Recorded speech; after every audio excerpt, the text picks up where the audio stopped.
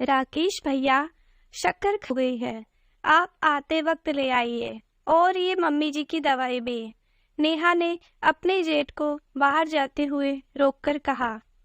सुमिता जी ने सुन लिया। ये क्या बहू, राकेश तुझसे बड़ा है और तू उसे ही आदेश दे रही है? ये काम तू भी तो कर सकती थी। जेठ को काम बता रही है, उसे पहले ही दुकान के लिए देरी हो रही है। थोड़ा पल्लू नीचे कर और अब अपना काम कर, ज्यादा बात मत किया कर।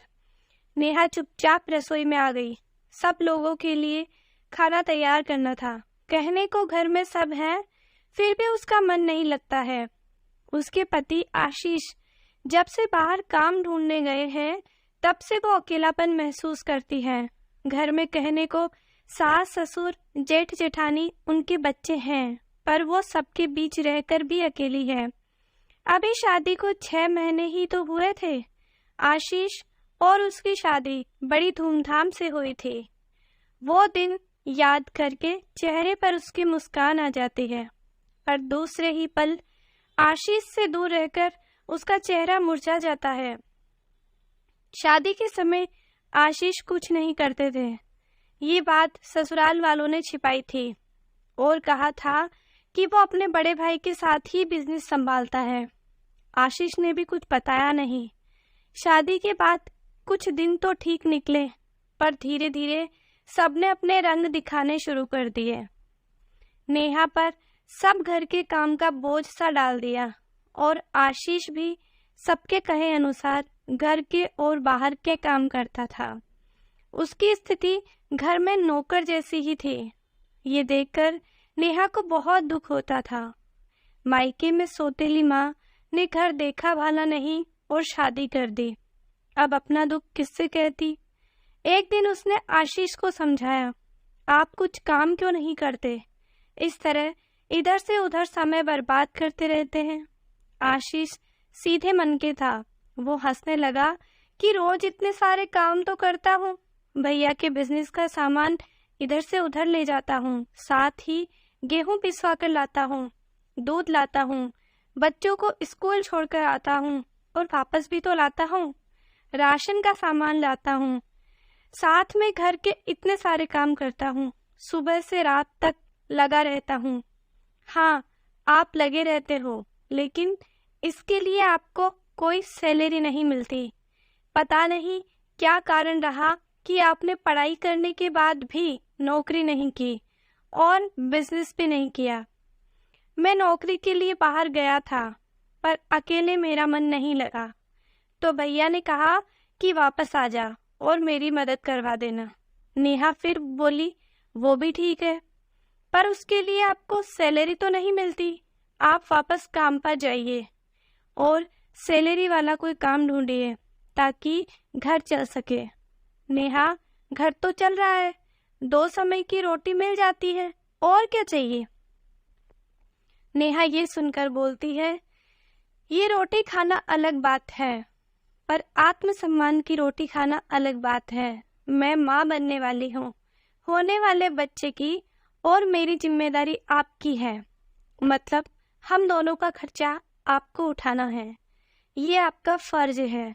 मैं रोज अपनी सास और जेठानी के ताने नहीं सुन सकती हूँ कि मेरा पति बेरोजगार है, कुछ कमाता नहीं है। मेरे हलक में रोटी भी बड़ी मुश्किल से उतरती है। नेहा की बात सुनकर आशीष को एकदम से झटका लगा। उसे महसूस हुआ कि नेहा सही कह रही है। उसे यहाँ इस शहर में नौकरी नहीं मिल रही है तो क्या हुआ, वो दूसरे शहर में चला जाएगा। ये कहकर वो नौकरी की तलाश में चला गया। उसके एक दोस्त ने उसे अपने पास बुला लिया ताकि वो वहां पर रहकर नौकरी ढूंढ सके। परिवार वालों ने बहुत समझाया कि मत जा, तुम दोनों को खाना तो मिल रहा है, और क्या चाहिए। पर नेहा ने समझाया कि खाने के अलावा और भी जरूरतें होती है। फिर बच्चा भी हो रहा है, उसकी जिम्मेदारी भी तो बनती है। बड़े भैया तो अच्छे हैं, पर भाभी नहीं चाहती कि आप उनके साथ काम करें। भाभी का व्यवहार थोड़ा अलग है। आशीष ने शहर जाने की तैयारी कर ली। तब नेहा से कहा, यहाँ तुम्हारा ध्यान कौन रखेगा? राकेश भैया हैं, वो बहुत अच्छे हैं, बिल्कुल बड़े भाई की तरह मेरा ख्याल रखते हैं। आप चिंता मत करिए, आप नौकरी ढूंढने जाइए, आपको जरूर सफलता मिलेगी। आशीष को मम्मी पापा ने समझाया, पर वो नहीं रुका। उसे तो अपनी जिम्मेदारी पूरी करनी थी। जब से आशीष गया था, तब से उसके मम्मी पापा नेहा से भी नाराज रहने लगे। उन्हें लगता था कि बहू ने आते ही बेटे को हमसे दूर कर दिया। बेटा भाग भाग कर सारे काम कर देता था, पर अब वो सारे काम कौन करेगा? उनका बेटा नौकरी करेगा और फिर बहू को लेकर अलग हो जाएगा, तो बुढ़ापे में भी कौन सेवा करेगा? हालांकि वो अपने बड़े बेटे बहू के साथ रह रहे थे।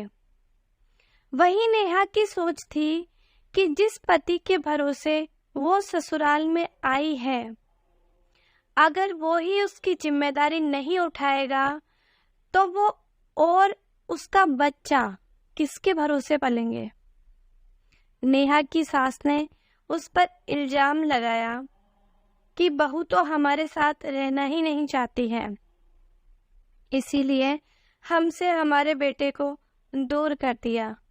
नेहा सब चुपचाप सहन कर रही थी, क्योंकि उसे अपने बड़े भाई समान जेठ जी का सहारा था। नेहा गर्भवती तो थी, तो ज्यादा काम भी नहीं कर पाती थी, थक जाती थी, तो राकेश उसे आराम करने को कहता, तो ये सुनकर उसकी पत्नी अनु जल भुन जाती थी। आप मेरे पति हो, तो आपको नेहा का ख्याल रखने की कोई जरूरत नहीं है। उसका ख्याल रखने वाला उसका पति, वो तो दूसरे शहर चला गया, वो हमारे भरोसे थोड़ी इस घर में आई है। एक दिन उसका बड़ा जी मचल रहा था, उसकी कुछ चटपटा खाने की बहुत इच्छा हो रही थी, तो उसने अपने बड़े भाई राकेश को फोन किया, भैया आते वक्त शर्मा की दुकान वाले गोलगप्पे ले आइए, आज मेरा बड़ा मन कर रहा है। राकेश ने घर आते ही पैकेट नेहा को दे दी। सब लगभग सो चुके थे। नेहा अपने कमरे में बैठकर गोलगप्पे खाने लगी। तब अन्नू की नजर उस पर पड़ गई और उसने घर में कोहराम मचा दिया। ये तो मेरे पति को मुझसे छीन लेगी, इसके तो लक्षण सही नहीं हैं। इसने तो मेरे पति को अपना गुलाम बना लिया है। मैं अब इस घर में नहीं रह सकती हूँ। तुझे राकेश ही मिला था, अरे वो तेरा जेठ है, अपनी चटोरी जीभ को काबू में नहीं रख सकती है क्या? गोलगप्पे नहीं खाती तो तेरा बच्चा मर तो नहीं जाता। मेरा पति तेरी सेवा करने के लिए नहीं है। और अनु अनाप शनाप कहने लगी। नेहा की आंखों से आंसू बहने लगे। भाभी, मैंने भैया से कुछ मंगवा लिया तो क्या हो गया? मैं भैया को दिल से अपना बड़ा भाई मानती हूँ। मेरा तो कोई बड़ा भाई नहीं है। मम्मी बचपन में ही चली गई थी, दूसरी माँ ने भी प्यार नहीं दिया और बस मेरी शादी निपटा दी। मैंने राकेश भैया को हमेशा अपना बड़ा भाई माना है और उस नाते कुछ सामान मंगवा लिया तो क्या हो गया? मैं पापा जी को कुछ कह नहीं सकती हूँ। मम्मी जी भी मुझे समझते नहीं हैं। आखिर उनके बेटे का अंश ही तो मेरे पेट में पल रहा है। अन्नू ने सुना और गुस्से में पैर पटकते हुए अपने कमरे में आ गई। उधर आशीष की नौकरी लगी नहीं, उसे काम की तलाश थी। वो जगह जगह इंटरव्यू दे रहा था। नेहा की डिलीवरी के दिन नजदीक आ रहे थे। अब वो और भी परेशान रहने लगी थी। डॉक्टर के चेकअप करवाने वो अपनी सास के साथ जाती थी, लेकिन सास को अपने मायके जाना पड़ गया। उनके भतीजे का गृह प्रवेश था। ससुर जी आधा समय पार्क घूमने चले जाते थे और दोस्तों के साथ वक्त बिताया करते थे। वो घर में क्या हो रहा है इस बात का ज्यादा ध्यान नहीं देते थे। एक दिन सुबह सुबह अन्नू बच्चों को स्कूल छोड़ने गई और वहां अपनी सहेलियों के साथ पार्क में ही घूमने लग गई। नेहा को उसी समय पेट में बहुत जोर से दर्द शुरू हो गया। घर में उसे कोई भी नहीं दिखा तो उसने फिर उस राकेश से कहा। उसने फटाफट मोटरसाइकिल निकाली और नेहा को बैठाकर अस्पताल ले गया। वहां उसने पूरा चेकअप करवाया। डॉक्टर ने कहा अभी डिलीवरी में समय है, ऐसा दर्द गर्भावस्था में हो जाता है। कुछ दवाइयां दिलाकर राकेश नेहा को वापस ले आया। घर के बाहर मोटरसाइकिल रोकी ही थी कि उसकी मम्मी भी मायके से आ चुकी थी और दूसरी ओर से अन्नू भी आ रही थी। अपने पति के साथ नेहा को देखकर वो फिर से आग बबूला हो गई। सास भी नेहा पर गुस्सा करने लगी। बहू, ऐसी बेशर्मी तो पहली बार देखे हैं। तू तो जेठ के साथ बैठकर मोटरसाइकिल पर घूमने को निकल गई। तभी अनु भी बोलती है, तुझे मेरा ही सुहाग मिला था क्या? अब तेरा पति तो तेरे साथ नहीं रहता, तुझे छोड़कर चला गया है, तो तू मेरे पति पर ही डोरे डाल रही है। तुझे शर्म नहीं आई? ये सब सुनकर आज राकेश से भी रहा नहीं गया। आप दोनों चुप करिए। आखिर ये सब झूठा इल्जाम क्यों लगा रहे हो? मैं नेहा को अपनी छोटी बहन मानता हूँ और एक बहन अगर तकलीफ में है तो भाई का फर्ज बनता है कि मैं उसे अस्पताल दिखाकर आऊं। और मेरे अलावा घर में कौन है जिससे ये मदद मांगती?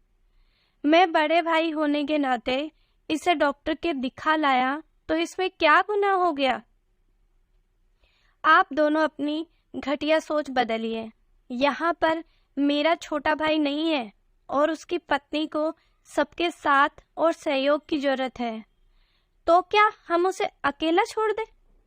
ये भी तो सुबह से लेकर रात तक हम लोगों के लिए लगी ही रहती है, क्योंकि ये हमें अपना मानती है। तो क्या हम सबका फर्ज नहीं है हम भी आशीष की अनुपस्थिति में इसका पूरी तरह से ख्याल रख सकें? नेहा की आंखें भर आती है। मम्मी जी, आप भी ये क्या सोच रही हैं? आप दोनों भी तो किसी की पत्नियां हैं। क्या पत्नी अपने पति के होते हुए किसी दूसरे के बारे में सोचती है? तो आपने मेरे और भैया के रिश्ते को कलंकित क्यों कर दिया? अनु भाभी, मैं आपसे पूछती हूँ कि देवर जब भाभी का छोटा भाई बन सकता है तो जेठ जी मेरे बड़े भाई क्यों नहीं बन सकते हैं? आप भी तो आशीष से इतना काम करवाती थी, उनका फर्ज भी बनता है, वो आपसे छोटे हैं, आपके छोटे भाई के समान हैं। तो मैंने राकेश भैया में अपने बड़े भाई की छवि देखी तो इसमें बुरा क्या कर दिया है? हमारे रिश्ते को बदनाम क्यों किया जा रहा है? राकेश भैया मुझे अपनी छोटी बहन मानते हैं और मैं उन्हें बड़े भाई के रूप में ही उनका सम्मान करती हूँ। क्या एक छोटी बहन बड़े भाई से कोई मदद नहीं ले सकती है? जेठ का पद बड़ा होता है, मानती हूँ, लेकिन अगर वो अपने छोटे भाई की पत्नी का ख्याल रख भी लेते हैं तो इसमें इतनी बातें बनाने वाली क्या बात है? तभी नेहा की सास चिल्लाई, नेहा तू चुप कर। जेठ का कभी भी बड़ा भाई नहीं हो सकता है। जेठ तो सिर्फ जेठ रहता है। हमारे घर में जेठ से पल्ला लिया जाता है। जेठ और ससुर कमरे में हो तो बहुएं उस कमरे में नहीं बैठती हैं। और तू मोटरसाइकिल पर बैठकर कैसे चली गई? ये मायके के रिश्ते मायके में ही रहने दे। ससुराल में सबसे शर्म करनी होती है, सबका मान रखना होता है। ये बड़े भाई कहकर जेठ के रिश्तों को नकारा नहीं जा सकता है। आशीष को आने दे, मैं तेरी शिकायत करूंगी, तभी तुझे अक्ल आएगी। तू तो हम सबसे छोटी होकर बराबर जबान लड़ा रही है। मैं तुझे इसके लिए कभी माफ नहीं करूंगी। तभी अनु बोलती है, नेहा तू मुझे माफ कर दे, मैंने अपने ही पति और छोटी बहन को गलत समझा। जेठ भी बड़ा भाई हो सकता है। मुझे अपने पुराने दिन याद आ गए हैं जिन्हें मैं भूल गई थी। जब मैं पहली बार गर्भवती थी तो आशीष भैया मेरा बहुत ध्यान रखते थे। तुम्हारे भैया तो अपने नए बिजनेस को लेकर हमेशा व्यस्त रहते थे। मेरे लिए कभी गोलगप्पे तो कभी आलू की टिक्की लाते थे, कभी आइसक्रीम तो कभी जूस भी लाते थे। वो मेरे छोटे भाई के समान मेरी हर इच्छा को पूरी करते थे। राकेश तो तुम्हें आज अस्पताल लेकर गए हैं, पर आशीष भैया तो मुझे हर महीने चेकअप के लिए लेके जाते थे। मैं वो सब कैसे भूल गई। मेरे लिए दवाइयाँ लाते थे, डॉक्टर के कहे अनुसार टेस्ट करवाने को लेकर जाते थे।